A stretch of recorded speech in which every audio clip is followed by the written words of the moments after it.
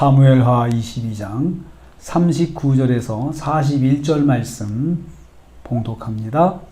오늘 말씀도 다윗이 왕권의 안정을 이루었을 때 고백한 찬송을 내용으로 하고 있습니다. 능력을 덧씌워 주신 여호와를 찬양하였습니다. 먼저요 39절 말씀 보면요, 여호와께서 다윗을 전쟁마다 이기게 하셨다고 찬양했습니다. 앞선 말씀의 고백처럼 여호와께서 전쟁 중에 다윗의 걸음을 넓게 해주시고 발을 미끄러지지 않게 하셨습니다. 이런 도우심으로 다윗은 참전하는 전쟁마다 승리하였습니다. 다윗은 적들을 무찔러 전멸시켰습니다. 온전한 승리를 거두게 하신 것입니다. 다윗에게 패한 적은 다시 제기하지 못하고 다윗에게 굴복하게 되었습니다. 다윗은 승리할 때마다 깨달았습니다. 여호와께서 자신을 도우셨음을 알았습니다. 적들을 엎드려지게 하셨고 다시 일어나지 못하게 눌러주셨다고 고백하였습니다. 우리는 이를 통해서 깨닫습니다. 하나님은 하나님을 의지하는 성도가 감각으로 느끼도록 역사해 주십니다. 피부로 느끼도록 역사해 주시는 분이십니다. 두 번째로 여호와께서 다윗에게 능력으로 덮어주셨습니다. 40절 말씀입니다. 다윗의 온전한 승리는 하나님의 도우심이었습니다.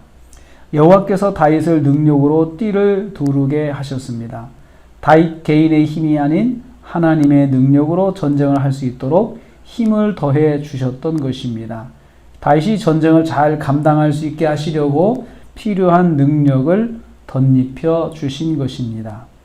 주께서 내게 전쟁하게 하려고 능력으로 내게 띠띠우사라고 하였습니다.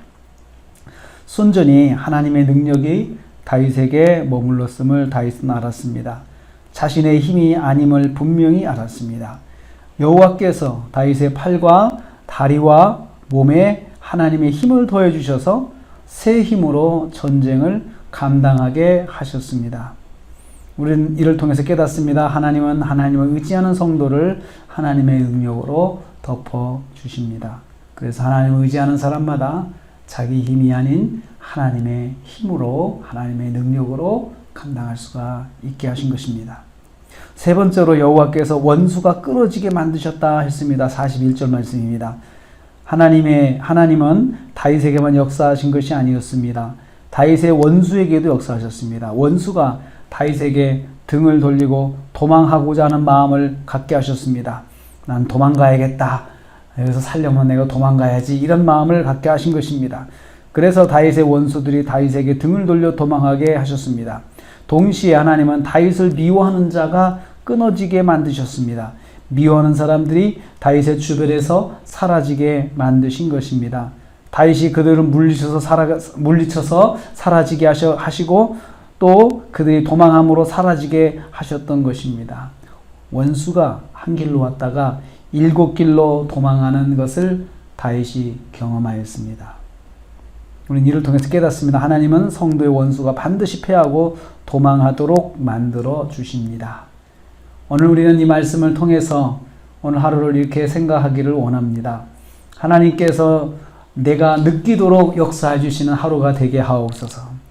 그리고 하나님께서 원수가 패하여 도망가도록 하나님 인도하여 주시옵소서.